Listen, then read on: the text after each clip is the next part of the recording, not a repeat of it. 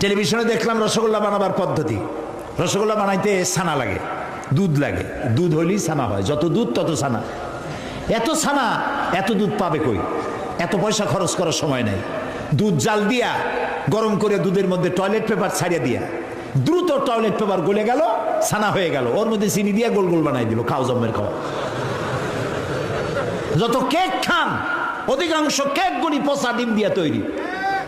Fast ফুডের চিকেনগুলি যতগুলি কি বলে স্যান্ডউইচ, চিকেন স্যান্ডউইচ মরা মুরগি দিয়ে তৈরি। ইন্না লিল্লাহি ওয়া ইন্না ইলাইহি রাজিউন। এরাও মুসলমান, এরাও মুসলমান। হসপিটালের খানাগুলি পচা ডিম দিয়ে তৈরি করা হচ্ছে, সানাসুরগুলি ট্রেনের পোড়া মোবাইল দিয়ে ভাজা হচ্ছে, নুডলসগুলি পচা আটার ময়দা দিয়ে তৈরি করা হচ্ছে।